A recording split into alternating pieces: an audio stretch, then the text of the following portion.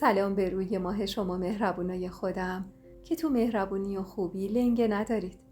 امیدوارم هر کجای دنیا هستید زندگی بر وفق مرادتون بچرخه. سحر هستم، راوی سرگذشتای شما در کانال جادوی داستان با سحر. امشب اومدم تا یه قسمت دیگه از سرگذشت جذاب و پر رمز و راز هما رو تقدیم حضورتون کنم. اول نخواستم جوابشو بدم، اما با خودم گفتم اگر جوابشو ندم شاید حساس بشه و به ایمان زنگ بزنه. واسه همین خواستم عین خودش نقش بازی کنم. گلویی صاف کردم و گوشی رو برداشتم. صدای نگرانش پیچید تو گوشی. هما؟ الو، تو کجایی؟ مکسی کردم و با خونسردی گفتم کجا میخوای باشم؟ خونم. خونه ای؟ کدوم خونه؟ تو اومدی کویت؟ آره هما، اومدی اینجا؟ ضربان قلبم بالا رفت. چطور فهمیده بود؟ مکسی کردم و گفتم زده به سرت؟ به خط ایران من زنگ زدی بعد میگی اومدی کویت؟ به من دروغ نگو هما، دست کلیدت رو جا کفشی بود. اون دست کلید رو خودم قبل از اومدن به کویت تو کیفت گذاشته بودم. الان کجایی؟ به ایمان زنگ زدم، ازت خبر نداشت. کجایی هما؟ اهوازی؟ اینو که گفت فرصت تلفن رو قطع کردم. وزیر لب لعنتی به حواس پرتم فرستادم. گوشیم مدام زنگ میخورد و من گیج و دست باچه نمیدونستم باید چی کار کنم. خواستم تلفن رو بردارم و با ایمان تماس بگیرم که دیدم خودش داره زنگ میزنه. سری گوشی رو برداشتم. الو هما، کجایی؟ لعنتی، تو دیشب به من خبر رسیدنت به کویتو دادی. چطور الان خط ایرانت روشنه؟ به سختی جلوی اشکامو گرفتم و کل ماجرا رو واسش تعریف کردم. ایمان بعد از شنیدن حرفام با فریاد بلندی گفت برگشتی ایران؟ به جای اینکه بری حساب اون مردک عوضی رو بذاری کف دستش فرار کردی هما؟ عین یه آدم ترسو فرار کردی، گذاشتی اون عوضی به عیش و نوشش برسه. همونجا زنگ میزدی مادرش بیاد تا بفهمه بچه‌ش چه لجنیه. میرفتی اون خونه رو روی سرش خراب میکردی تا بفهمه حق نداره بهت آسیب برسونه. میفهمی؟ ایمان اونقدر کفری و عصبانی بود که به عمرم اینطور ندیده بودمش. از صداش معلوم بود داره از شدت عصبانیت میترکه. با گریه گفتم من خستم ایمان، من خستم از جنگ و دعوا و فرار و مخفی کاری. منو نمیخواد، میفهمی؟ از اولم نمیخواسته. چرا باید برای داشتن همچین مردی بجنگم؟ خونه را خراب میکردم، تهش به چی میرسیدم؟ فقط خودم رو جلوش کوچیک میکردم. من نخواستم بمونم چون نمیخواستم غرورم جریحه دار بشه، چون نمیخواستم شکستنم رو ببینه. واسه همین بی صدا بیرون زدم، چون حسام انتخاب خودش رو کرده و من هرگز نمیخوام اون به خاطر یه بچه که ازش هیچ خبری نداره مجبور بشه با من زندگی کنه. اگر باز بهت زنگ زد بگو ازم خبر نداری. بگو من رفتم کویت. وقتی رسیدم بهت خبر رسیدنم رو هم دادم و بعدش دیگه هیچ خبری ازم نداری. لطفاً آدرس و کلید خونه‌ای که واسم تو شهر پدریم گرفتی رو پست کن. نمیخوام مزاحمت بشم ایمان. من تو اون شهر بزرگ شدم. خودم میتونم برم و زندگی جدیدم رو اونجا بسازم. اونجا راه و چاه دستمه. ایمان مکسی کرد و با حرص گفت تو غلط کردی بخوای تنهایی بری اونجا. اسم هتلت رو بگو، من تو اولین فرصت بلیط میگیرم میام پیشت. نمیخواستم به زحمتش بندازم، اما کسی رو غیر از اون نداشتم.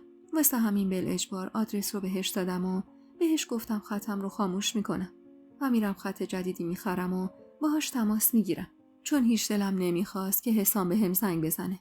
تلفن ایمان رو تازه قطع کرده بودم که گوشیم زنگ خورد. خاله بود. اول خواستم جوابشو بدم و همه چیزو عادی نشون بدم، اما با فکر اینکه شاید حسام چیزی بهش گفته باشه گوشی رو خاموش کردم و از جا بلند شدم. لباس پوشیدم و از هتل بیرون زدم. به خاطر سلامتی بچم اول نهار سبکی خوردم و بعد از کمی پرسجو دفتر خدماتی پیدا کردم و یه خط جدید گرفتم و برگشتم هتل. چند ساعتی طول کشید تا خط جدیدم فعال شد و تونستم باهاش به ایمان زنگ بزنم. بلیط گرفته بود و قرار بود همون شب بیا تهران. اصرار داشتم اما نیاد و مستقیم بره خونه‌ای که واسم خریده بودن تا منم از تهران مستقیم برم اونجا. اما قبول نمی‌کرد و میگفت باید خودم بیام تهران. پروازش واسه آخر شب بود. منم اونقدر خسته بودم که خیلی زود خوابم برد. قرار بود بیاد و تو همون هتل یه اتاق بگیره تا صبح فکرامونو بذاریم رو هم و کاری کنیم. صبح حوالی ساعت 9 بود که از خواب بیدار شدم و از پذیرش سراغ اتاق ایمان رو گرفتم. ساعت 1 شب رسیده بود و دقیقاً اتاق کناری منو گرفته بود. 1 ساعتی سرم رو گرم کردم تا بالاخره سر و کله ایمان پیدا شد. چشماش قرمز شده بود و حسابی از دستم عصبانی بود. انتظار داشت برم و شوهر بی‌وفام رو از چنگ رقیب در بیارم. اما من اصلا خودم رو در حد رقابت نمیدونستم. وقتی حسام خیلی واضح به هم نشون داده بود هیچ علاقه‌ای به هم نداره، موندن و جنگیدن من هیچ تأثیری نداشت. روبروی ایمان نشستم و گفتم باز کن اخماتو ایمان. انگار حسام به جای من به تو نارو زده که اینجوری قیافه گرفتی. ایمان پوزخندی زد. چقدرم تو منطقی عمل کردی. از دیروز خالت گوشی منو سوزونده بس که به هم زنگ زده. از یه طرف اون، از یه طرف حسام. تازه من دست پیش گرفتم سر حسام داد و بیداد را انداختم که چرا از زنت خبر نداری. ولی بعید نیست اگر برم پروازا رو چک کنن و بفهمن تو همون شبی که رفتی کویت بلافاصله برگشتی ایران و اومدی تهران. نظر منو میخوای به جای فرار شهامت به خرج بده و برو بزن تو صورت مردی که قدرتو ندونسته. آهی کشیدم و گفتم فکر کن زدم. تهش چی میشه ایمان؟ حسام عاشقم میشه. دست میکشه از اون دختر، از دختری که قبل از ازدواج با من باهاش بود. من خودم دیده بودمش. خاله میگفت حسام اصرار داره باهاش ازدواج کنه. خود حسام قبل اینکه این نقشه رو واسه من بکشه 1-2 بار از عشقش به اون دختر گفته بود. اون وقت من چطور میتونم برم خودمو بندازم وسط همچین زندگی؟ اصلا چرا باید این کارو بکنم ایمان؟ ها؟ من از لحاظ مالی نیازی به حسام ندارم. بچه‌م وقتی به دنیا بیاد و بفهمه پدرش چطور به من نارو زده مطمئن باش حق رو به من میده. همونطور که من حق رو به هانیه دادم بابت ترک کردن پدرم. ایمان سری تکون داد. نمیدونم چی بگم دیگه هما. خیلی خوب. من میرم ببینم بلیط گیرمون میاد یا نه. هرچند همچنان مخالف فرارت هستم.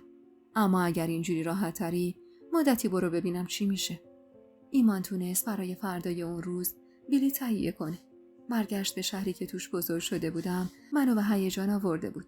دروغ چرا؟ حتی دلم میخواست برم و خبری از خانواده پدریم بگیرم.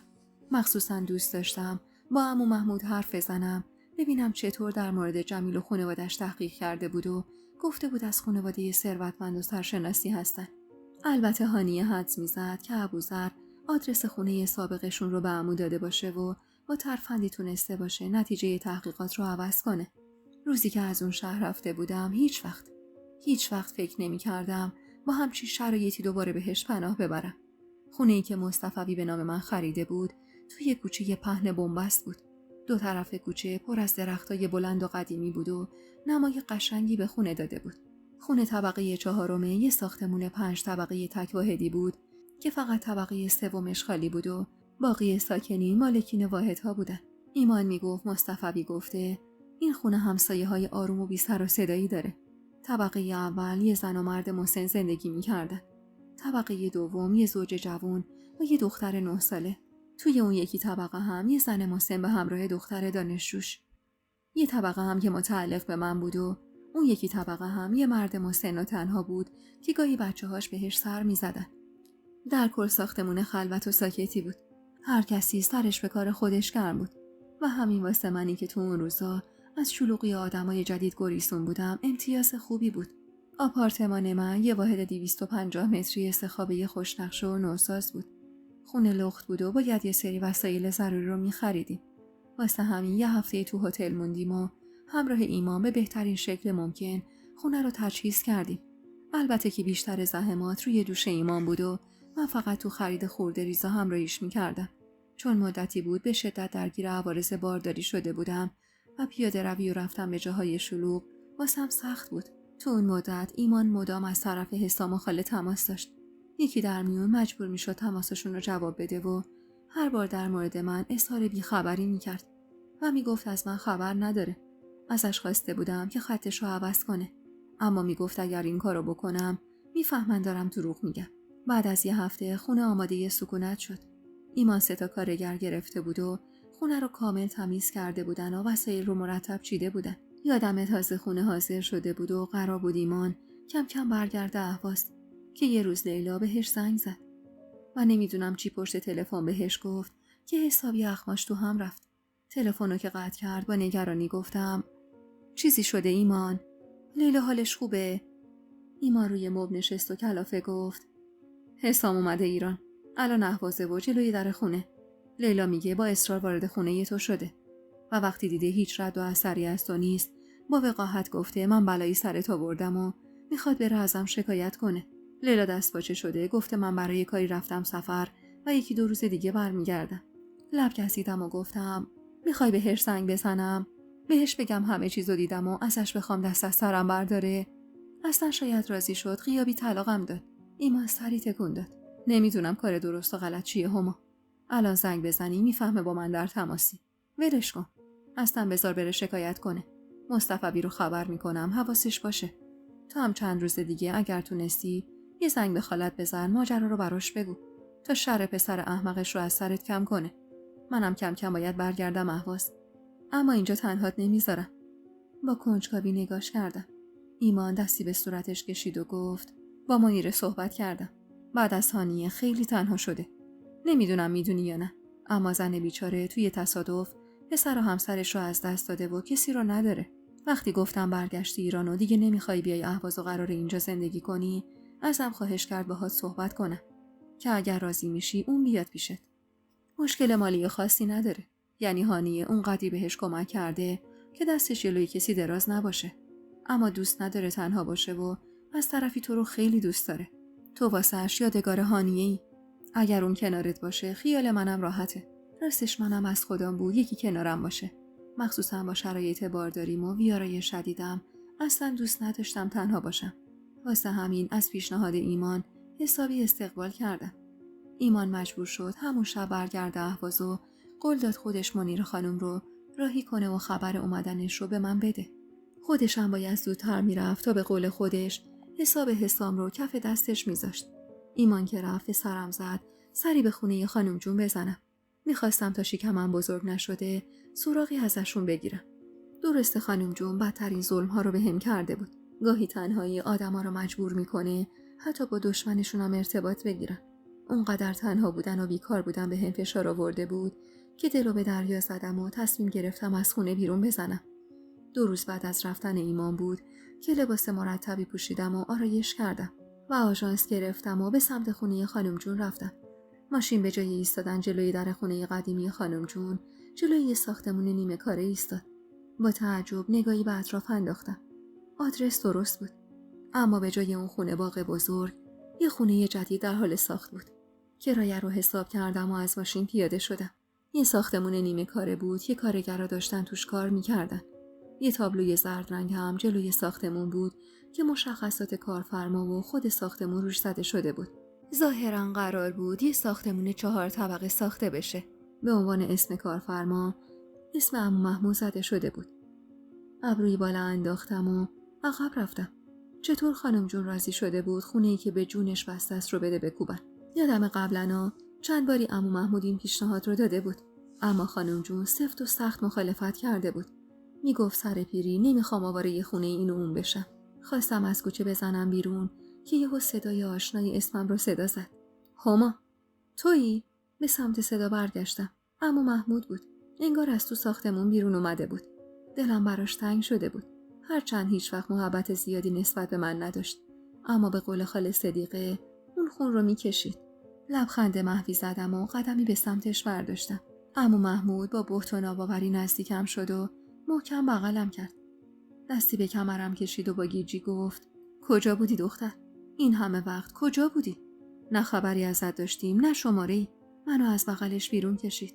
اشک کل صورتم رو خیس کرده بود. بعد از رکبی که از حسام خورده بودم و فوت هانیه و تنها شدنم به شدت دلنازک شده بودم. عمو محمود اخمی کرد و گفت همینجا باش، برم ماشین رو بیارم بریم خونه. مخالفتی نکردم و گوشه ایستادم تا عمو بیاد. ماشینش رو عوض کرده بود و یه ماشین خارجی قشنگ زیر پاش بود. سوار ماشین شدم و بی حرف خیره شدم به خیابون که عمو محمود گفت چه خبر هما جان؟ کجا بودی این همه وقت عمو؟ ما خیلی دنبالت گشتیم. تمام شماره هایی که از خانواده همسرت داشتیم اما همگی خاموش بودن. من حتی 2 بار تا اهواز اومدم. رفتم همون محله‌ای که تحقیق کرده بودم. به هم گفتن خانواده همسرت خیلی وقت از اون محله رفتن. عمو محمود که اینو گفت و کنجکاوی پرسیدم سری اولی که رفتی تحقیق کنید اینو بهتون نگفتن عمو؟ نگفتن اونا از اون محله رفتن؟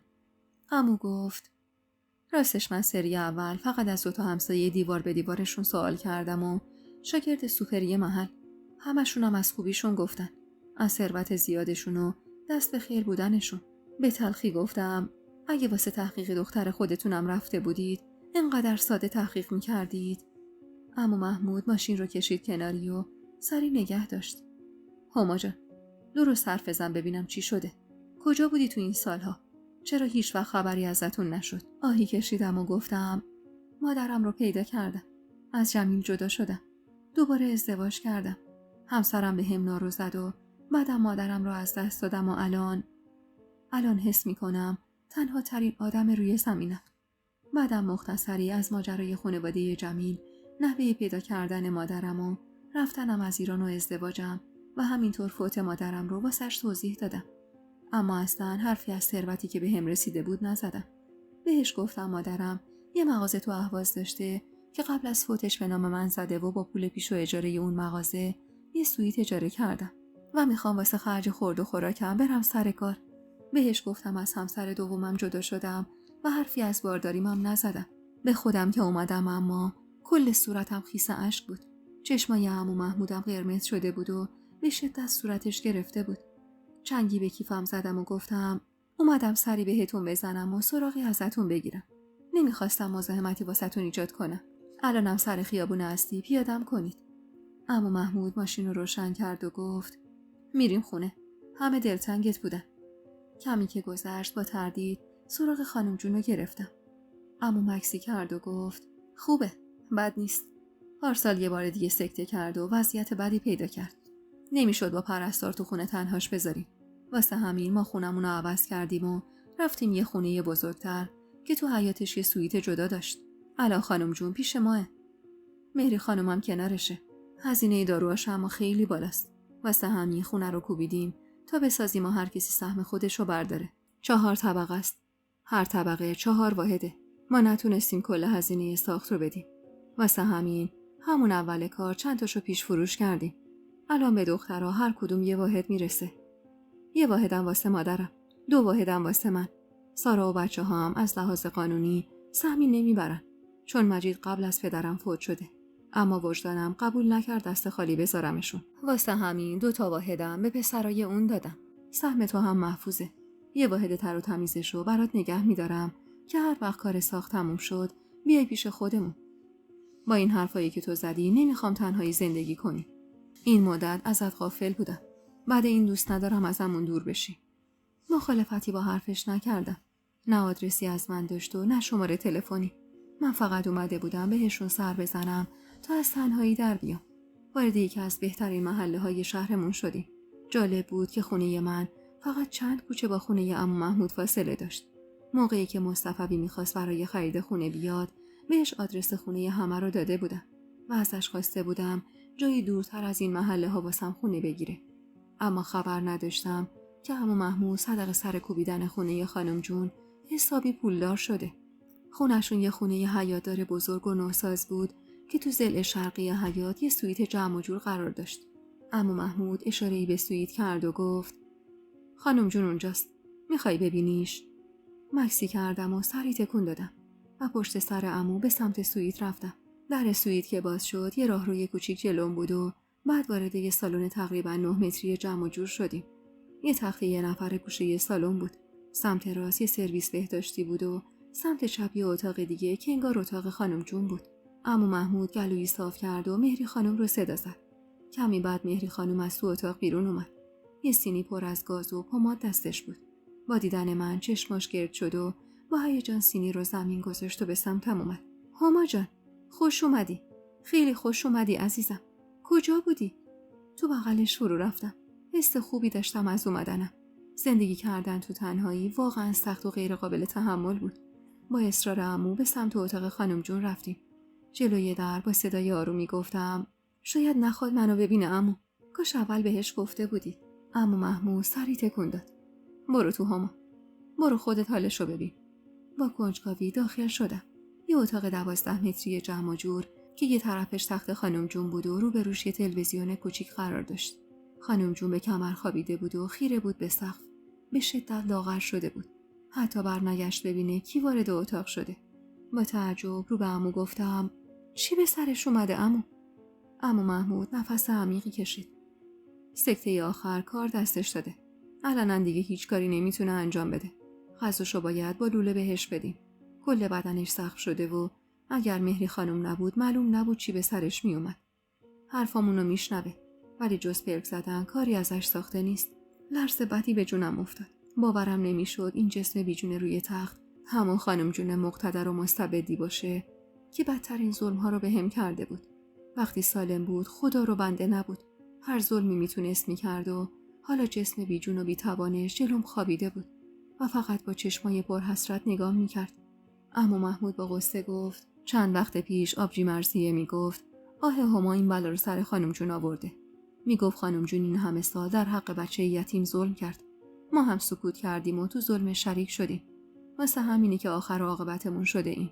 چی بگم هما جان که بیرونمون مردمو میسوزونه، درونمون خودمون رو. هر کدوممون گیر و گرفتاری تو زندگی داریم که انگاری هیچ جوره حل نمیشه.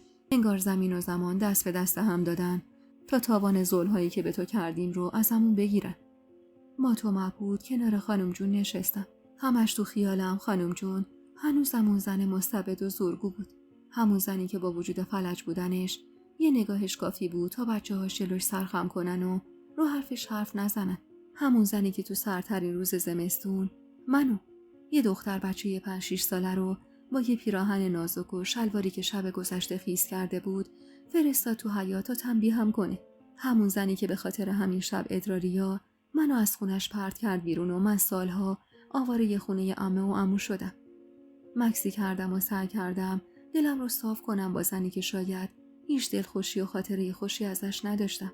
اما به حرمت عشقی که آقا جون بهش داشت، به حرمت تمام روزای خوشی که مجید و آقا جون واسم ساخته بودن، سعی کردم حلال کنم زنی رو که پشیمونی رو از تو چشماش میدیدم و میخوندم.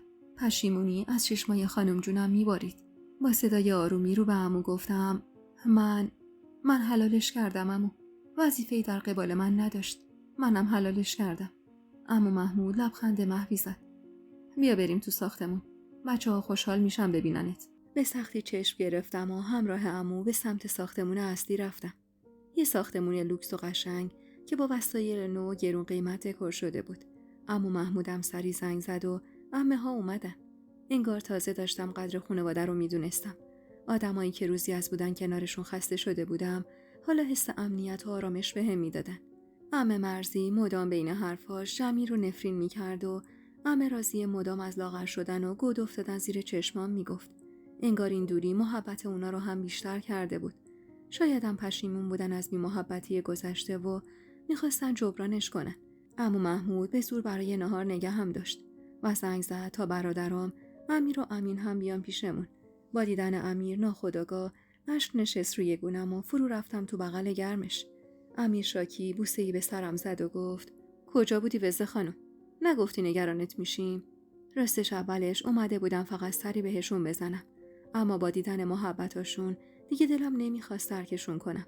مخصوصا امیر که همیشه با وجود محدودیتایی که سارا براش میذاشت سعی میکرد حمایتش رو ازم دریغ نکنه. خواستم جواب امیر رو بدم که چشمم به سارا افتاد. صورتش شکسته شده بود و به شدت لاغر شده بود. امیر که نگاه خیرم رو دید لبخند تلخی زد. مامان دوست داشت ببینتت. وقتی گفتم هما برگشته خودش اصرار کرد با همون بیاد. 2 بار تو زندگی زناشویی رکب خورده بودم و حالا حال و روز این زن رو خوب درک می‌کردم. اینکه شوهر زن دیگه رو به تو ترجیح بده شاید بدترین حس دنیا بود. اینکه مجبور بشی برای حفظ زندگیت بچه اون زن رو بزرگ کنی واقعا وحشتناک بود و من به سارا حق میدادم بابت تلخی و تندیای گذشتش. با 2 قدم کوتاه به سمتش رفتم. خواستم دستش رو بگیرم که پیش دستی کرد و کوتاه بغلم کرد. وزیر گوشم به هم خوش آمد گفت. همگی دور سفره بزرگی که زنمو انداخته بود جمع شده بودیم و واسه اولین بار تو تمام اون سالها من مرکز توجه جمع بودم. عمو محمود حواسش بود بشقابم خالی نشه و امیر که کنارم نشسته بود با شوخی و خنده سر به سرم میذاشت و بشقاب خورش و کباب جلوی منو تو بشقاب خودش خالی میکرد. بعد از نهار وقتی همه واسه شستن ظرفا رفتن و من به اصرار عمو تو سالن نشسته بودم، سارا نزدیکم شد. روی مبل کنارم نشست و گفت میتونم باهات حرف بزنم؟ اگه میشه تنها. لب گزیدم و با تعجب گفتم حتما. چیزی شده؟ آروم گفت بریم تو حیاط. پشت سرش به سمت حیاط رفتم. تا لحظه آخر نگاه نگران امیر و روی مادرشون حس می‌کردم. وارد حیاط که شدیم، سارا روی صندلی سفید رنگ وسط حیاط نشست. منم واسه اینکه راحت حرفشو بزنه روبروش نشستم. کمی که گذشت سارا گلویی صاف کرد و گفت امیر از مادرت بهم گفت. بهت تسلیت میگم. حق هانیه نبود. خیلی جوون بود. جوون و زیبا. حیف که اسیر دست بد آدمی شد. گفتم شما هانیه رو دیده بودید؟ سارا لبخند تلخی زد. خیره شد به یه نقطه و گفت آره، دیده بودمش. خیلی زودتر از اونی که تو به دنیا بیای دیده بودمش. حس یه زن هیچ وقت خطا نمی‌کنه هما. من حس کرده بودم مجید سرد شده. حس کرده بودم دیگه دوستم نداره. وقتی تو خونه بود مدام بیقرار بود. یه جا بند نمی‌شد.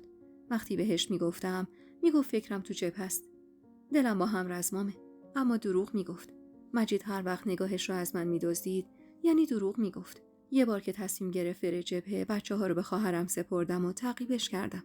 به جای اینکه سوار اتوبوس رزمنده ها بشه، سوار اتوبوسی به مقصد شیراز شد.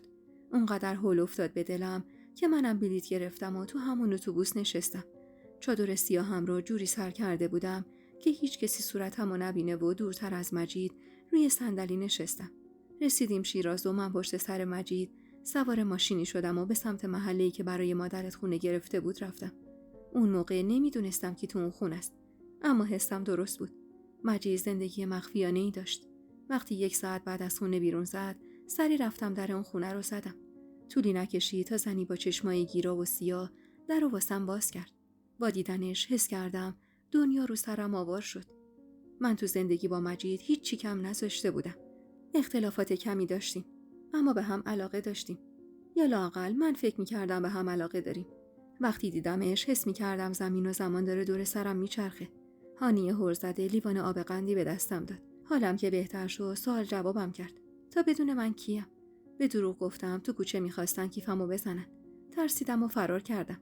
بعدم سریع از جا بلند شدم و قبل از برگشتن مجید از اونجا بیرون زدم. هیچ وقت اون روزو یادم نمیره.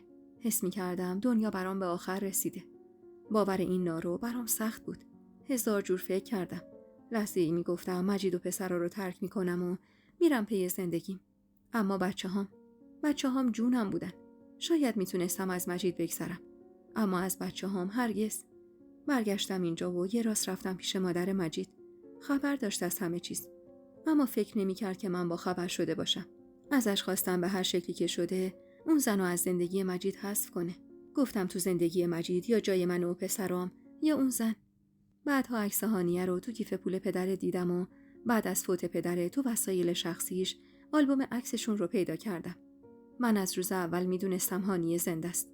میدونستم خانم جون با همکاری سلمان هانیه رو مرده جلوه دادن تا مجید دست بکشه از این عشق عجیب و برگرده سر زندگیش.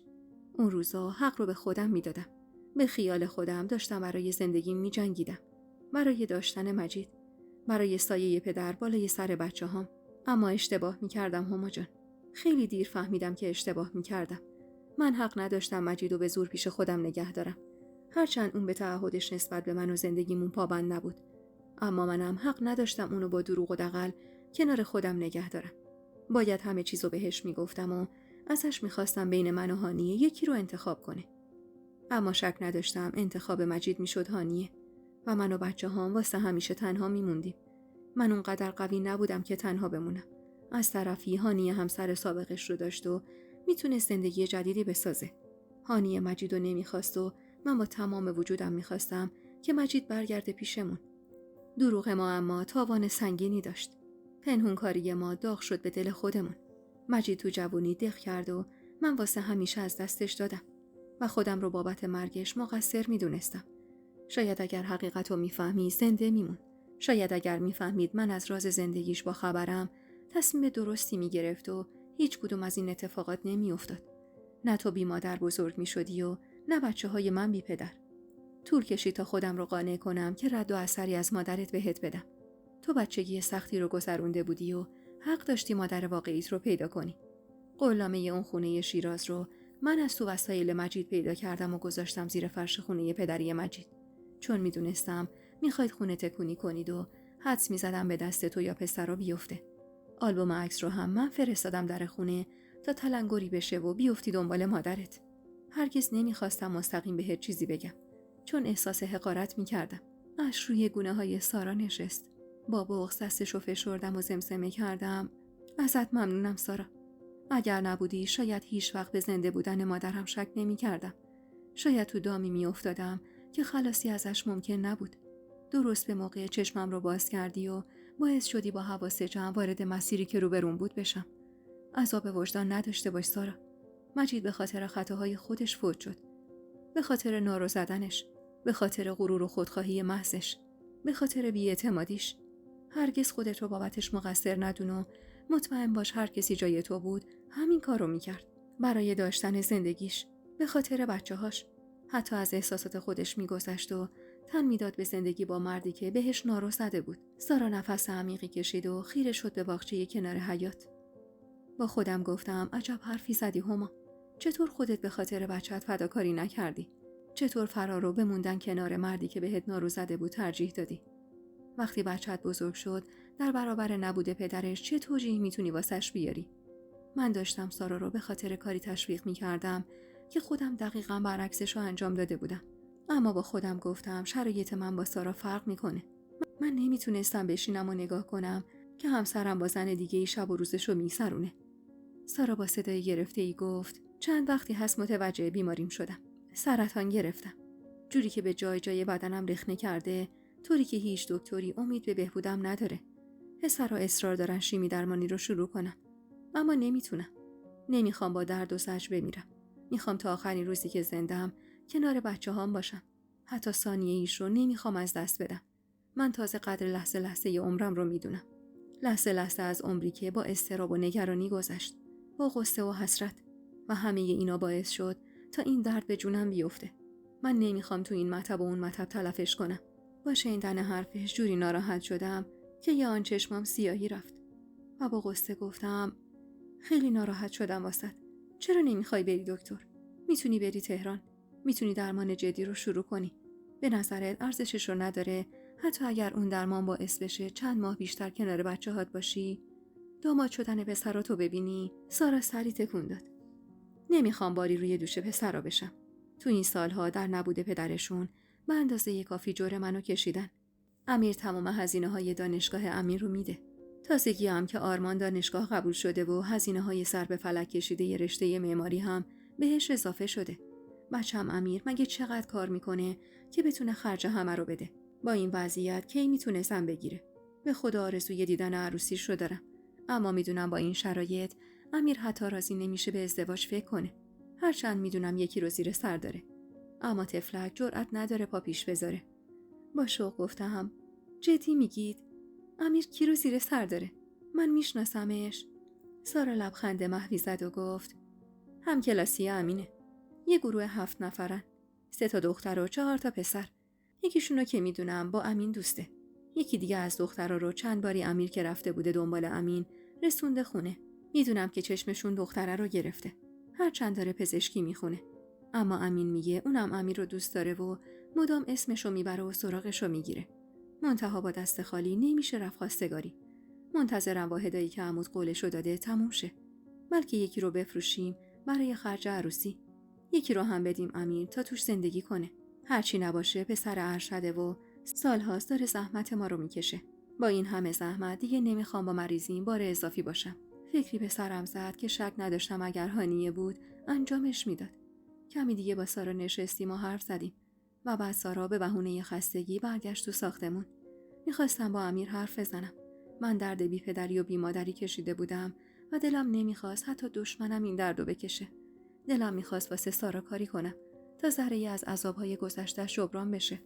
واسه همین برگشتم تو ساختمون و اشاره‌ای به امیر کردم که داشت کانالای تلویزیون رو عوض میکرد و ازش خواستم بیا تو حیاط. کمی در مورد کارش و روزایی که گذرونده بود حرف زدیم و بالاخره حرفو به بیماری سارا کشوندم. امیر با اخمایی در هم روی صندلی نشست و گفت نمیدونم چی کارش کنم هما. هیچ جور حریفش نمیشم. لااقل بریم تهران، یه بار دکترای اونجا ببیننش. مدام از مرگ حرف میزنه. میگه این همه سال زحمت ما رو دوش تو بوده و نمیخوام بیشتر از این بهت زحمت بدم. نمیدونه اگر خدای نکرده نباشه من این دنیا رو حتی واسه یه لحظه نمیخوام. چشماش قرمز شده بود و تلاش میکرد جلوی ریختن اشکاشو بگیره. کمی بعد با صدای بغض‌آلود گفت: تو باید منو درک کنی هما. مادرت رو بر اثر بیماری از دست دادی. اونم مادری که سالها کنارش نبودی. میدونی چقدر سخته. من نمیتونم. اگر مامان طوریش بشه من نمیدونم باید چی کار کنم. بعد از رفتن بابا چشم همه ما به مامان بوده. به زنی که در اوج غم قوی بود و هوای ما رو داشت. زنی که نذاشت اخمی به صورت ما بشینه. اما الان دست من خالیه. ولی با همین دست خالیم حاضرم هر کاری بکنم تا سارا درمان بشه. با عمو صحبت کردم جو واحدا رو بذاره برای پیش فروش. میخوام بی خبر از سارا بفروشمش و ببرمش تهران. امین و آرمانم راضی هستن. اگر مامان نباشه ما اون خونه ها رو میخوایم چیکار؟ حرفش رو قطع کردم و گفتم: من میتونم کمکت کنم امیر جان. با تعجب نگام کرد. نگاهی به دور و بر انداختم و وقتی مطمئن شدم کسی تو حیاط نیست گفتم: فقط یه شرط داره. جز تو هیچ کس نباید بفهمه من کمکت کردم. میخوام این راز تا ابد بین من و تو بمونه. امیر گیج و من گفت: چی میگی هما؟ چطور میتونی کمک کنی؟ نکنه گنج پیدا کردی؟ لبخند کمجونی زدم و گفتم: یه چیزی تو همین مایه ها خوانده داشت. اگه شرطمو قبول میکنی بگم. امیر کنجکاو نگام کرد و گفت: بگو هما. میدونی که دهنم قرصه و رازت پیش من میمونه. با صدایی که سعی میکردم آروم باشه تا اگر کسی اومد توی حیاط متوجه حرفام نشه گفتم: همسر مادرم تک فرزند یه خانواده ثروتمند بوده. قبل از فوتش کل ثروت خانوادگیشو که به اون میرسیده به نام هانیه کرده و هانیه تموم اون دارایی رو به نام من زده. من توی سویت 40 متری توی این شهر زندگی نمی‌کنم، بلکه توی آپارتمان خیلی بزرگ چند تا کوچه بالاتر از اینجا زندگی می‌کنم. اقامت کویت دارم و اونقدر مال و اموال دارم که هیچ قصه‌ای بابت آیندم نداشته باشم. امیر با صدا خندید، تکیه داد به پشتی صندلی و گفت: بامزه بود. خیلی بامزه بود هما. قشنگ این فیلم هندیا. چیزی مصرف کردی یا زده به سرت؟ یا شاید هم هوس کردی سر به سر داداشت بذاری؟ ابروی بالا انداختم و گفتم: افتخار رسوندنم به خونه رو میتونم نصیبت کنم. تا بفهمی شوخی ندارم. در مورد هزینه‌های درمان مادرت من میتونم کل هزینه‌های درمان رو به علاوه هزینه‌های اقامت تو تهران و البته هزینه‌های تحصیل امین و آرمان رو در نبود تو بدم. فکر کنم هانیه این رو به سارا بدهکار باشه. بزنی که ندونسته وارد زندگی شده بود. شک ندارم اگر زنده بود با دل و جون این کار رو انجام میداد. امیر که معلوم بود حسابی گیج شده گفت: باورم نمیشه. پس چرا از اول راستشو نگفتی؟ در کمال صداقت گفتم: چون به کسی اعتماد نداشتم. چون دو مردی که وارد زندگیم شدن هر دو واسه به دست آوردن مال و منال به هم نزدیک شدن. من شاید بخوام رابطم رو با خانواده پدریم ادامه بدم، اما برای آرامش خودم هرگز دوست ندارم کسی از ثروتم با خبر بشه. این چیزی بود که هانیه همیشه بهش تاکید میکرد. الانم جز تو و پسر ناتنی هانیه و وکیلم کسی از این ماجرا خبر نداره. امیر با حیرت چند لحظه سکوت کرد و بعد گفت: نمیدونم چی بگم هما. از طرفی سلامتی مادرمه که حتی یه روز تأخیرم ممکنه عواقب بدی براش داشته باشه. از طرف دیگه مشتری برای خونه ها جور نشده. از طرفی نمیخوام زیر دین. حرفش رو قطع کردم و گفتم: من خواهرتم امیر. شاید اینو خیلی قبول نداشته باشن، اما تو اینو خوب میدونی که همیشه برام برادر بودی. من دوست ندارم عذاب کشیدن شما رو ببینم. دوست ندارم تجربه های تلخی که من پشت سر گذاشتم شما هم تجربه کنید. از طرفی فعلا به این پول نیازی ندارم. اصلا میتونی به عنوان قرض بهش نگاه کنی اگر غیرتت قبول نمیکنه کمک خواهرت رو قبول کنی. اینو گفتم و با دلخوری ازش رو گرفتم. امیر با شوخی موهامو به هم ریخت و گفت: این خانم واسه من قیافه نگیری یا اندازه ی شیخ کویت هم ثروت داشته باشی باز واسه من همون هما دماغو هستی که همیشه آستین بلوزش پفی بود. خندیدم و گفتم: خیلی خوب، از خر شیطون بیا پایین. واسه سلامتی مادرت هم که شده حرف گوش بده. اگر مادرت چیزی پرسید بگو یکم قرض گرفتم، باقیشم بیمه میده. خلاصه نزار به فهم پای من وسطه، چون اصلا دوست ندارم خودشو زیر دین من احساس کنه. امیر باشه گفت و از جا بلند شد. نزدیکم شد و محکم بغلم کرد. و آروم گفت هما، ببخش که از برادری فقط اسمشو داشتیم. ببخش که تنهات گذاشتیم تا اینطور آسیب ببینی. باور کن تو این مدت بارها خودم رو سرزنش کردم که چرا یکم بیشتر بهت توجه نکردم. چرا حواسم بهت نبود. ببخش ما رو هما. ببخش. از بغلش بیرون اومدم و سعی کردم با شوخی و خنده اون جو سنگین رو عوض کنم. واسه همین مشتی به بازوش زدم و گفتم ده وقتش چنان نقش خواهری رو واسط ایفا کنم که لذتش رو ببری آقا امیر. حالا امرو کن ببینم. قضیه همکلاسیه امین چیه؟ امیر خندید و گفت پس سارا خانم پته منو هم ریخته رو آب برات. وایستا ببینم. اصلا چی شد تو انقدر با مادر من صمیمی شدی؟ لبخندی زدم و گفتم خیلی خوب. بحثا عوض کن. ولی من حواسم بهت هست. در ضمن جدا از هانیه خود منم دینی به مادرت دارم که باید اداش کنم. کسی که آلبوم عکس‌ها رو واسم فرستاده مادر تو بوده. اونی که اجاره نامه رو به دستم رسون بازم مادر تو بوده. اون بود که باعث شد درست تو روزایی که جمیل و خانواده‌اش با 1000 جور نقشه و کلک می‌خواستن منو ببرن اهواز چشم و گوشم باز بشه و بفهمم اطرافم چه خبره. اگر مادرت بعد از این همه سال کمکم نمی‌کرد شاید من هرگز مادرم رو نمی‌دیدم. اون روز بالاخره امیر قبول کرد پولی رو از من قرض بگیره و قول گرفت هر وقت خونه‌شون فروش رفت قرضش رو بهم بده. من که قصد پس گرفتنش رو نداشتم، اما واسه اینکه دل اون خوش بشه و دیگه مخالفتی نکنه حرفی نزدم. تا عصر خونه عمو موندم و بعد با اصرار ازشون خداحافظی کردم. اول قرار بود عمو منو برسونه، اما چون نمیخواستم کسی از محل زندگیم با خبر بشه بهش گفتم با امیر میرم. هم با موتور زودتر میرسیم هم بادی به سرم میخوره. امیر که جلوی آپارتمان نگه داشت نگاهی به ساختمون انداخت و سوتی کشید و گفت نه بابا، انگار واقعا خواهر ما گنج پیدا کرده. تعارفش کردم بیا داخل، اما کارو بهونه کرد و همون دم در ازم خداحافظی کرد و رفت. نمیدونستم چقدر پول به امیر بدم که برای طول درمان سارا کافی باشه. واسه همین اول با ایمان تماس گرفتم تا باهاش مشورت کنم. صدای گرفته و عصبی ایمان رو که شنیدم با نگرانی گفتم چیزی شده ایمان؟ این شوهر زبون نفهمت انگار حرف آدمیزاد نمیفهمه هما. چند ساعت اومده جلوی در خونه. هرچی میگم بابا من از زنت خبر ندارم. مگه حرف گوشش میره؟ الانم رفته شکایت کرده. مصطفی میگه اگر وکیل خوبی بگیره و پول خرج کنه به هفته نمیکشه هما رو پیدا میکنه. با نگرانی مشغول جویدن ناخنم شدم و گفتم چطور پیدا میکنه؟ آدرسی نداره ازم. آدرس نداره. ولی وقتی بره پیگیر بشه متوجه میشه تو همون شب برگشتی ایران. بعدم رفتی تهران و چند روز تو هتل اقامت داشتی و بعدم که رفتی شهر خودت. کافیه کمی وکیلش زرنگ باشه و لیست اموال و دارایی تو رو در بیاره. اون وقت خیلی راحت میفهمه کجایی. خیلی راحت تر از اون چیزی که فکرشو میکنی. روی مو ولو شدم و گفتم حالا باید چی کار کنم ایمان؟ نمیدونم هما. فعلا تلاش میکنیم کار به اونجا کشیده نشه. اما اگر شد و حسام اومد سر وقتت اون وقت باید خودت این ماجرا رو حل کنی. چون واقعا دیگه کاری از دست ما ساخته نیست. باشه گفتم و دیگه حرفی در مورد امیر و ماجرای سارا نزدم. ایمان به اندازه کافی درگیر مشکلات من بود. حقش نبود دوباره ذهنشو درگیر کنم. مقداری پول نقد داشتم و مقدار زیادی سکه طلا که تو گاف صندوق خونه نگه می داشتم.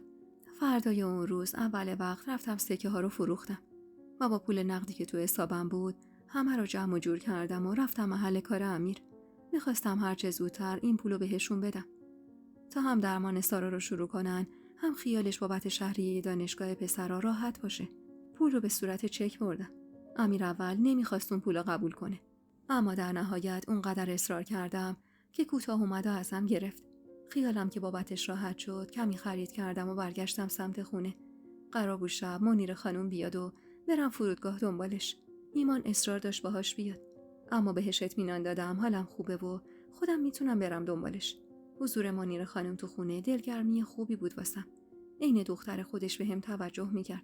حواسش به خورد و خوراکم بود و مدام سرزنشم میکرد که چرا با وجود بارداری وزن اضاف نکردم. حتی از همسایه ها آدرس آجیل فروشی گرفته بود و رفته بود مقدار زیادی آجیل خریده بود و همه رو بو داده بود و با اصرار به خوردم میداد. محبتش از جنس محبت مادرانه بود و منی که تو اون روزها خودم رو تنها ترین آدم روی زمین حس میکردم واقعا به این محبت نیاز داشتم. یادم حدوداً 10 روزی از اومدن منیر خانم گذشته بود. با امیر در تماس بودم و میدونستم در حال انجام کارای بستری ساراست. کنار بیمارستانی که سارا بستری شده بود یه مسافرخونه گرفته بود و خودش مدام بالای سر مادرش بود. ازش قول گرفته بودم اگر نیاز به پول پیدا کرد حتما در جریانم بذاره و اونم خیالم رو راحت کرده بود که به اندازه کافی پول داره و اگر مشکلی پیش بیاد حتما به هم خبر میده.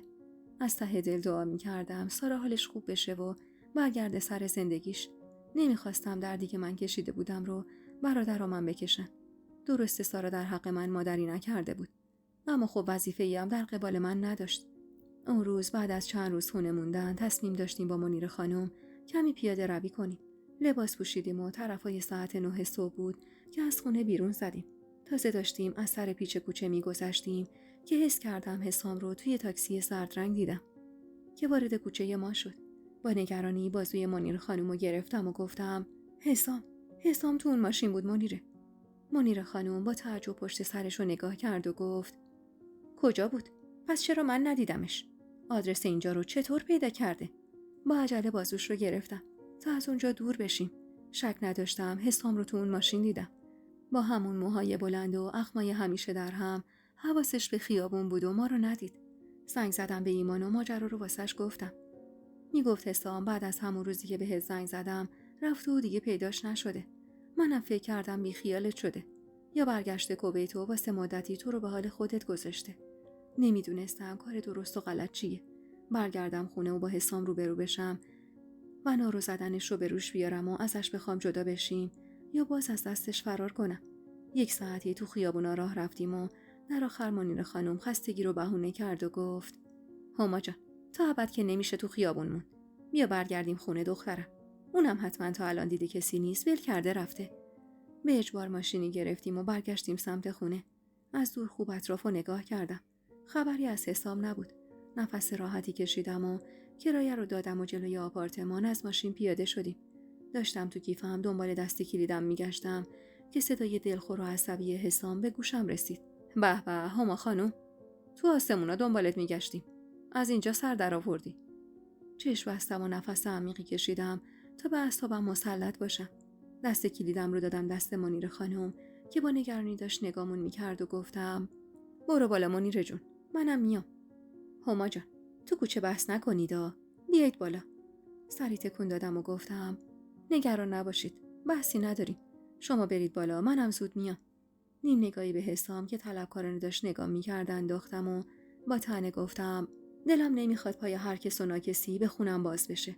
منیر خانم که داخل شد و در رو بست دست به سینه با خشم به سمت حسام برگشتم و بدون اینکه بهش مهلتی برای حرف زدن بدم گفتم اومدی اینجا چیکار؟ واسه چی دنبال من راه افتادی؟ واسه چی نمیذاری زندگیمو بکنم؟ حسام طبق معمول زمانایی که عصبی بود پوزخندی زد و گفت خوبه والا، یه چیزی هم طلبکار شدیم. تو زندگی واسه من نذاشتی. تویی که 1 ماه خواب و خوراکو از من گرفتی. زمین و زمانو به هم دوختم ببینم کدوم گوری هستی. بعد خانوم خوشخوشان واسه خودش زندگی جدید تشکیل داده. برو و بیا را انداخته. گور بابای حسامم کرده. دستم رو مشت کردم و نفس عمیقی کشیدم تا بلایی سر این مرد پرتوقعی که روبرون بود نیارم. ضربه محکمی به تخت سینه‌اش کوبیدم و با صدایی که به سختی تلاش می‌کردم بالا نره گفتم دهن تو ببند حسام. خودت خوب میدونی چه گندی زدی. پس خفه شو و دهن تو ببند. من برگشتم کویت تا فرصتی به زندگیمون بدم. اما چی دیدم؟ شوهر عزیزم رو روی تخت اتاق خوابم با دوست دختر سابقش. البته به من گفته بودی دوست دختر سابقمه. معلوم نیست. شایدم تمام مدتی که من زنت بودم باهاش بودی. حقم داشتی. از روز اولم منو نمیخواستی و به اجبار مادرت با هم ازدواج کرده بودی. انتظار داشتی چیکار کنم؟ هان؟ بیام برات دست بزنم و ازت تشکر کنم یا وایسم و جیغ و داد را بندازم یا التماست کنم که دست بکشی از اون دختر رو با منی باشی که ازم بیزار بودی؟ هان؟ چیکار باید میکردم حسام کلافه چنگی به موهاش زد و با لحنی که انگار کمی پشیمون باشه گفت بریم بالا با هم حرف بزنیم. آخه مشکلی رو که میشه با حرف زدن حل کرد چرا اینقدر بابتش جنجال درست کردی؟ اینو گفت و خواست آیفون رو بزنه که مانع شدم و گفتم بهت که گفتم من هر کسی رو تو خونم راه نمیدم. چیه؟ نکنه خاله سهام باشگاهت رو ازت پس گرفته و تهدیدت کرده تا من برنگردم سهام تو بهت نمیده که اینطور راه افتادی دنبال من. عصبی گفت بسته هما، تمومش کن لطفا. من یه غلطی کردم، عین چی پشیمونم. الانم اومدم واسه معذرت خواهی. تو برگرد کویت، بذار مادر من خیالش بابت تو راحت باشه. اصلا به من نگاهم نکن. با هم حرفم نزن. فقط برگرد. به خدا مامان حالش خوب نیست. از وقتی تو رفتی یه چشمش اشکه و یه چشمشون. گفته حلالم نمیکنه اگه برات نگردونم. مکسی کردم و گفتم مگه این چیزا اصلا واسه تو مهمه؟ حلال کردن یا نکردن دیگران چه ارزشی واسه تو داره؟ در ضمن خودم باهاش حرف میزنم. ولی هرگز بر نمیگردم کویت. اینو گفتم و خواستم آیفونو بزنم تا منیر واسم در رو باز کنه که حسام صد راهم شد. با من مشکل داری؟ بیا بزن تو دهن من. هر کاری میخوای با من بکن، ولی برگرد کویت هما. مامان از وقتی تو رفتی یه پاش خونه است و یه پاش بیمارستانه. مدام خودشو لعنت میکنه که چرا از یادگاری خواهرش درست مراقبت نکرده. از وقتی فهمیده چرا برگشتی ایران حتی به من نگاهم نکرده. به خاطر من اگر نمیای به خاطر خالت بیا. خودت هم میدونی چقدر دوستت داره. دروغ چرا؟ با این حرفاش کمی نگران حال خاله شدم. واسه همین گفتم زنگ بزن باهاش صحبت میکنم. خیالش رو راحت میکنم، حالم خوبه و اتفاقا این حال خوب رو مدیون دوری از پسرش هستم. اینجوری دست از سر تو هم بر میداره و مجبور نیستی این همه راه بیفتی دنبال من و از کار و زندگی عقب بمونی. حسام کلافه گفت بیمارستان هما. دور از جونش عین مادرت قلبش به مشکل خورده. خاله هانیه که فوت شد روز خاک سپاریش مادرم از بس بیقراری کرده بود، سکته کرده بود. آقام به ما نگفته بود که نگران نشیم. با تردید نگاش کردم. من ذاتاً آدم بدبینی بودم. اتفاقاتی که تو اون سالها واسم افتاده بود بدبین ترم هم کرده بود. واسه همین حرفش رو باور نکردم و گفتم از کجا معلوم راست بگی؟ من تا با خاله حرف نزنم جایی نمیام. سری تکون داد و گفت هما از خر شیطون بیا پایین. به اسیری که نمیخوام ببرمت. تو بیا کویت. اگر من دروغ گفتم برگرد ایران، دیگه هم تو روی من نگاه نکن. الان من چطوری بهت ثابت کنم که مامان بیمارستانه؟ وقتی ممنوع الملاقاته چطوری بگم با تو تلفنی حرف بزنه؟ با لجبازی گفتم هر چی باشه من بر نمیگردم تا زمانی که مطمئن بشم خاله واقعا حالش بده. و خواستم به سمت ساختمون برم که حسام گفت باشه هما بر نگرد. ولی اگر بر نگشتی و بلایی سر مامان اومد اینو بدون که تو مقصری. تو با لجبازی و خودخواهیت. اینو گفت و با قدم‌هایی بلند ازم فاصله گرفت. با شک و تردید گوشیمو در آوردم و شماره خاله رو گرفتم. گوشیش خاموش بود. تو لیست تماسم گشتم و شماره عمو رو پیدا کردم و بهش زنگ زدم. چند لحظه ای طول کشید تا تماس برقرار شد. صدای منو که شنید با تعجب گفت هما تو کجایی دختر؟ میدونی چقدر نگرانت شدیم؟ حسام چند وقت دنبالته. گفتم حسام رو دیدم عمو جان. ببخشید اگر بی خبر گذاشتم شما رو. اتفاقاتی افتاده بود که تحملش از توان من خارج بود. دور شدم تا کمی اوضاع روحیم بهتر بشه. اما الان از حسام شنیدم حال خاله خوب نیست. میخواستم بدونم راست میگه. خاله واقعا بیمارستانه؟ عمو بی مکس گفت آره دخترم. متاسفانه صدیقه بعد از فوت هانیه اصلا حال روز خوبی نداره. امیدش تو بودی. دلش خوش بود و برگشت تو و رفع دلتنگیش. وقتی برنگشتی و فهمید چه ماجراهایی اتفاق افتاده بحث بدی با حسام کرد. الانم بیمارستانه. حسام چند بار خواست بیاد دیدنش، اما خالت لج کرده یا میری و با هما برمیگردی یا تا دارم نمیخوام چشمم بهت بیفته. واسه همین حسام برگشته ایران تا تو رو با خودش بیاره. اما گویا موفق نشده. با غصه روی پله‌های ورودی ساختمون نشستم. سر درد و دلم باز شد و بی توجه به اینکه این مرد پدر حسامه با بغض ماجرای نارو زدن حسام رو واسش گفتم. اما در سکوت به حرفام گوش کرد. حرفم که تموم شد گلویی صاف کرد و گفت هما جان وقتی بهت میگم دخترم یعنی واقعا تو رو دختر خودم میدونم. نه فقط به خاطر اینکه عروسمی، بلکه به خاطر وجود خودته. به خاطر محبت و ذات پاک خودته. واسه همین میخوام من آیین پدرت بدونی و به سوالم یه جواب درست بدی. با وجود تمام اتفاقاتی که از سر گذروندی ته دلت هنوز حسام رو دوست داری؟ کمی فکر کردم. به قلب و احساسم رجوع کردم. به مردی که پدر بچه‌ای توی شکمم بود فکر کردم. به روزایی که از سر گذرونده بودیم. و بعد از مکسی طولانی گفتم شاید اگر حسام فقط بهم نارو زده بود و میدونستم بابت کارش پشیمونه با اطمینان برمیگشتم و میبخشیدمش. اما ماجرا چیز دیگه ای عمو. حسام منو دوست نداره. از اول به ازدواج با من به شکل یه معامله نگاه کرده. با اجبار سر سفره عقد نشسته و هیچ علاقه‌ای به من نداره. من چطور میتونم با همچین آدمی زندگی کنم؟ اما با اطمینان گفت حسام تنها پسر منه و من خیلی خوب میشناسمش. میخوام به عنوان پدرش یه چیزی بهت بگم. حسام اگر اومده دنبالت نه به خاطر حال بد مادرش بوده، نه به خاطر تهدید کردنش. حسام دوستت داره که اومده دنبالت هما جان. منتها غرور بی خودش مانع ابراز علاقش میشه. از بچگی متاسفانه اونقدر بهش توجه کردیم که براش سخته به یکی ابراز علاقه کنه.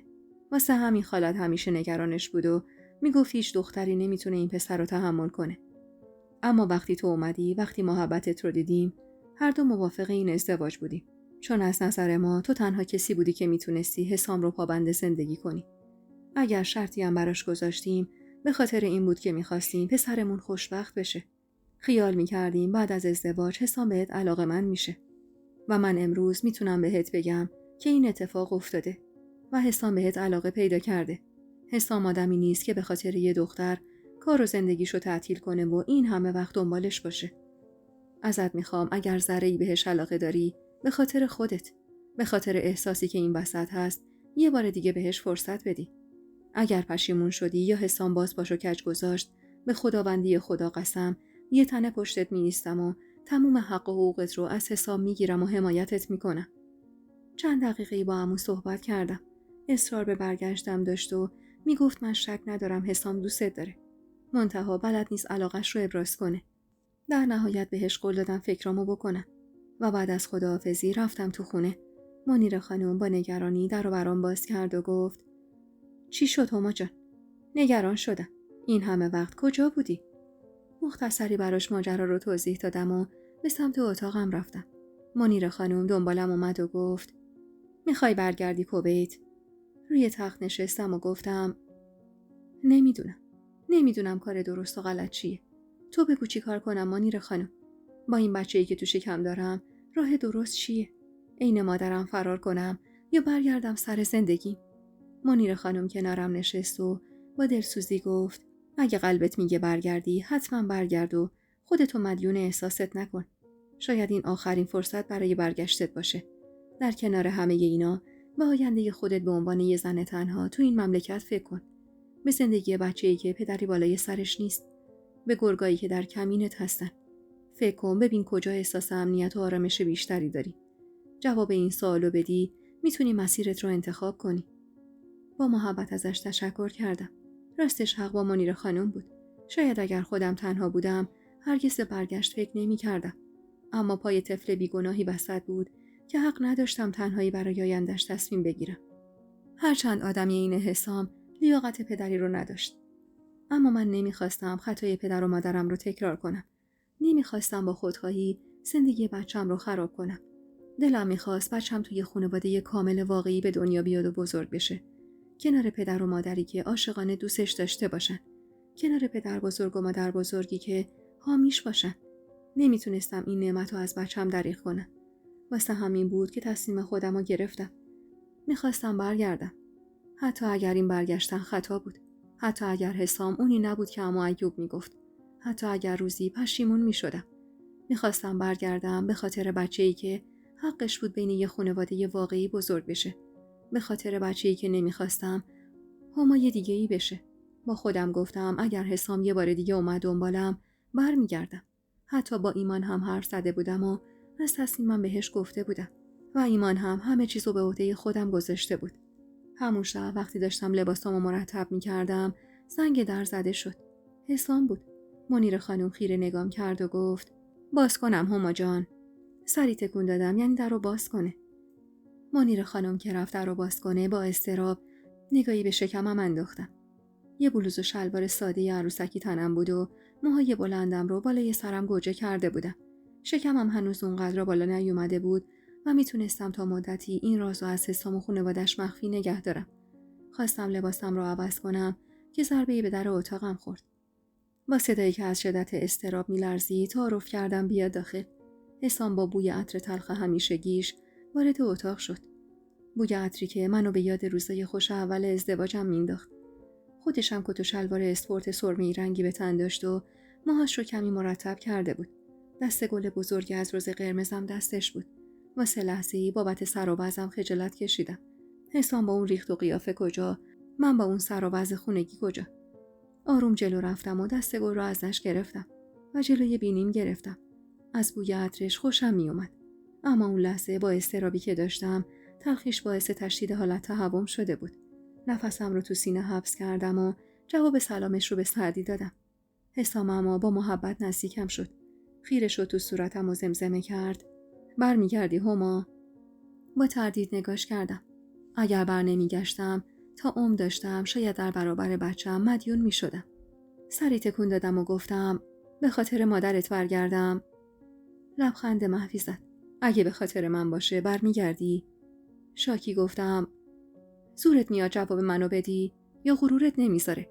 شایدم دلیل دیگه‌ای واسه برگردوندنم نداری که مادرت رو بهونه کردی. حسام با ملایمت گفت: جوش نیار. میخوای جواب سوالتو بدونی؟ منتظر نگاش کردم. دست گذاشت روی گونم و بعد از مکث کوتاهی گفت: میخوام به خاطر من برگردی. نه به خاطر مادرم. نه به خاطر هیچ کس دیگه‌ای.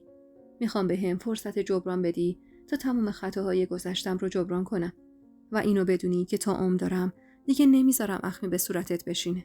با اینکه قبلا هم این حرفو زده بود و زیر حرفش زده بود، اما ته دلم لرزید. اون اعماق قلبم هنوزم رگه‌هایی از دوست داشتن وجود داشت و کامل از بین نرفته بود. نمیدونم. شایدم از سر بی کسی بود که نمیتونستم ازش بگذرم.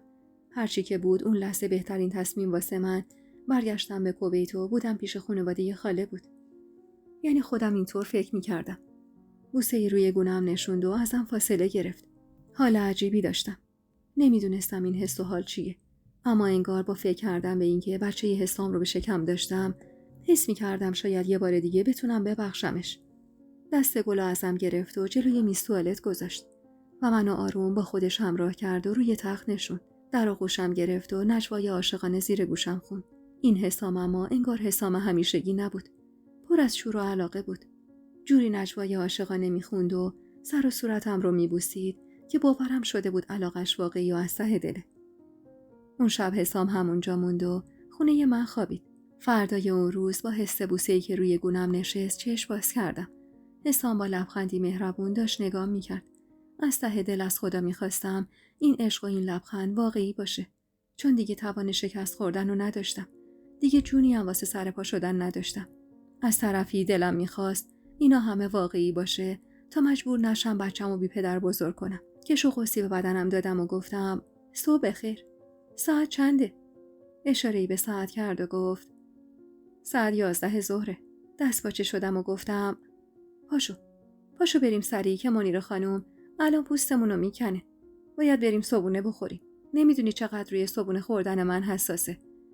حسام بغلم کرد و زیر گوشم زمزمه کرد: برگردیم کویت. بریم خونه خودمون. مکسی کردم و گفتم: اگر تو بخوای، اگر این بار بدون شرط و شروط خانواده‌ات، بدون باج گرفتن ازشون منو بخوای، برمیگردم. اما تو رو به هر کی دوست داری قسم میدم. اگر بازم بازی جدید رو انداختی، منو وارد این بازی نکن حسام. من خستم. خیلی خسته تر از چیزی که فکرشو بکنی. توان جنجال و ماجرای جدید ندارم. دلم یه زندگی آروم و بدون تنش میخواد. خم شد سمتم و زمزمه کرد: این بار خودتو میخوام. این بار اومدم التماست کنم تا برگردی. نه به خاطر مادرم. نه به خاطر پول. این بار به خاطر دلم اومدم هما. نفس عمیقی کشیدم و چند دقیقه تو بغلش موندم. نمیدونستم بهش بگم حاملم یا اجازه بدم مدتی بگذره و اعتمادم رو جلب کنه. حسام بوسه‌ای روی شونم نشوند و گفت: مدارک تو بیار برم بلیط بگیرم. زودتر برگردیم بهتره. گفتم: اما منیر خانم تنها میشه. خب میتونه اینجا بمونه و هر چند وقت یک بار بهش سر بزنیم. میتونم اگر دلش میخواد با همون بیاد. چون فامیل درجه 1 ما نیست، ویزا گرفتن واسه شکم سخته. اما با پول همه چیز حل میشه. آقام هم کلی آشنا داره. خودت که خبر داری. حالا باهاش صحبت کن ببین خودش چی میخواد. باشه یه آرومی گفتم و مدارکم رو بهش دادم. حسامم بعد از خوردن صبحونه از خونه بیرون زد. موقع جمع کردن میز ماجرای رفتنم رو به منیر خانم گفتم و در آخر اضافه کردم: منیر جون، دوست داری اینجا بمونی یا برگردی اهواز؟ اگرم دوست داری کنار من باشی، ما میریم و از اونجا برات ویزا میگیریم تا هر وقت دوست داشتی بتونی بهمون سر بزنی. منیر خانم با صورتی خیز از اشک گفت: موندنم اینجا در نبود تو که فایده‌ای نداره دخترم. من کسی رو اینجا ندارم. باز اهواز 2 فامیلا همسایه رو میشناسم. ایمان و زنش هستن. برمیگردم اهواز. اگرم جور بشه و زحمتی برای شما نباشه، دلم میخواد واسم ویزا بگیرید تا لااقل موقع زایمانت کنارت باشم. تو یادگار هانیه‌ای. زنی که تو اوج سختی و نداری دستمو گرفت و نذاش به راه غلط بیفتم. دلم نمیخواد تنهات بذارم. اگر قابل بدونی منم جای مادرت. از پشت میز بلند شدم و رفتم و محکم بغلش گرفتم. منم حسی غیر از این بهش نداشتم. منیر خانوم با تموم وسواساش برام این یه مادر بود. کمی کنارش نشستم و دلداریش دادم و خیالش رو راحت کردم که هرگز تنهاش نمیذاری. نیم ساعت بعد حسام زنگ زد و گفت برای فردا شب بلیط گرفته. بعدم گفت یه سری کارای بانکی داره و میخواد حساب باز کنه و احتمالاً تا نزدیک ظهر نیاد. با اضطراب از جا بلند شدم. هنوز هیچ کاری نکرده بودم. نه آرایشگاه رفته بودم، نه وسایلمو جمع کرده بودم. تازه میخواستم قبل از رفتنم سوغاتی بخرم و سریم به عمو محمود بزنم. تصمیم گرفتم تا نیومدن حسام کارامو انجام بدم و بستن ساک رو هم به شب موکول کنم. از منیر خانم خداحافظی کردم و اول به سمت آرایشگاه رفتم و بعد از اونم کمی سوغاتی و پارچه و شیرینی از شهرمون گرفتم. در نهایت ماشین در بستی گرفتم و به سمت خونه قدیمی خانم جون رفتم. میدونستم این ساعت از ظهر عمو محمود معمولاً سر ساختمونه. میخواستم برم بهش بگم با همسرم قراره برگردیم کویت تا خیالش بابت من راحت بشه. حدسم درست بود. عمو با کلاه زرد رنگی وسط حیاط ساختمون ایستاده بود و سر کارگر کم سنی غرغر میکرد. منو که دید با لبخند به سمتم اومد و استقبال گرمی ازم کرد. کجایی تو دختر؟ میای و میری غیب میشی، نمیگی نگرانت میشیم؟ لبخندی زدم و گفتم دارم برمیگردم کویتمو. اومدم قبل از رفتن باهاتون خداحافظی کنم. عمو محمود ابرویی بالا انداخت. به سلامتی. با همسرت آشتی کردی؟ گفتم سوء تفاهمی بود، برطرف شد. خالم هم حال خوبی نداره. میخوام پیشش باشم. از بقیه چه خبر؟ عمه ها، سارا، پسرا؟ عمو محمود آهی کشید. سارا که تحت درمانه. یه خیر پیدا شده، هزینه‌های درمانشو داده. امیرم با اصرار سارا رو برده تهران. از طرفی تو فکر فروش واحداست. بهش گفتم نفروش. حیفه.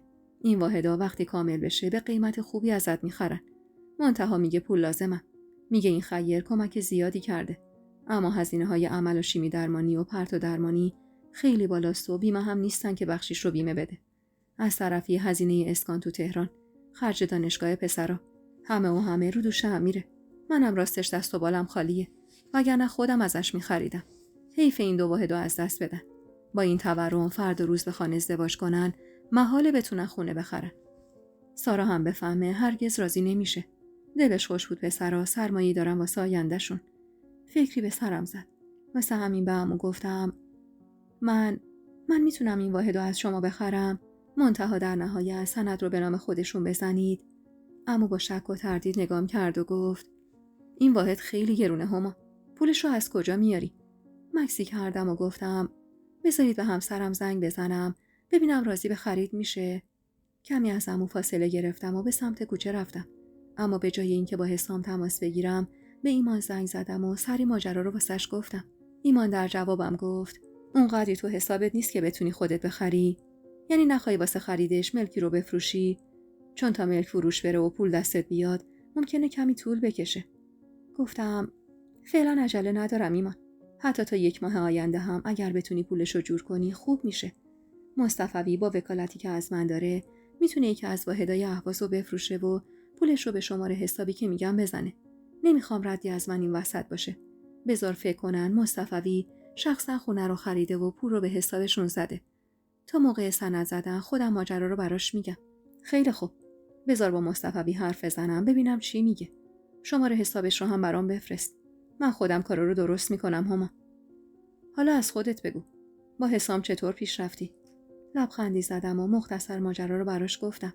ایمان با خوشحالی گفت خیلی برات خوشحالم هما. میدونم که لیاقت خوشبختی رو داری. امیدوارم حسامم سرش به سنگ خورده باشه و قدر تو بدونه و دیگه اذیتت نکنه.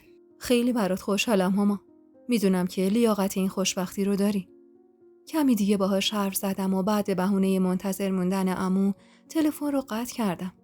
اما سرم رو که بالا گرفتم واسه لحظه ای حس کردم جمعی رو درست اونور کوچه پشت درخت قطوری دیدم. با نگرانی کمی جلو رفتم. خواستم به سمت درخت برم که عمو محمود صدام زد. کجا موندی هما؟ بدون اینکه نگاهم رو از اون درخت بگیرم گفتم الان میام عمو. همون لحظه ماشین سفید رنگی جلوی همون درخت نگه داشت و مردی با کلاه نقابدار و سری پایین سری سوار ماشین شد و ماشین به سرعت از اونجا دور شد. با نگرانی عقب رفتم. شک نداشتم جمیل بود. مهربونه من. امشبم تولد داریم. تولد یکی از اعضای مهربون خانواده قشنگمون که البته تولدشون پنجشنبه شب مصادف با 1 مرداد ماه بود. اما متاسفانه به خاطر شرایطی که من اون روز داشتم نتونستم پیام تبریک رو آماده و تقدیم کنم و حسابی شرمنده‌شون شدم. واسه همین با 2 روز تأخیر امشب قراره واسه شون جشن بگیریم. راستیه جونم. رفیق ندیده خوشقلبم. دختر زیبای تابستون. تولدت رو از طرف خودم و همه اعضای مهربون خانوادمون که امشب اینجا حضور دارن هزاران هزار بار تبریک و شاد باش میگم. قشنگم. امیدوارم سال جدید عمرت یکی از زیباترین سالهای زندگیت باشه و هر روز و هر لحظه‌اش رو در کنار عزیزانت به شادی و آرامش بگذرونی و همیشه روی لبهات گل لبخند باشه. از صمیم قلبم آرزومند آرزوهاتم قشنگم. مراقب خودت و دل مهربونت باش. ما همگی دوستت داریم عزیز دلم. امیدوارم به بزرگواری خودت این تأخیر رو در برگزاری جشن تولدت ببخشی. انشاءالله سال آینده 1 مرداد ماه دوباره کنار هم باشیم و این روز قشنگ رو واسه جشن بگیریم.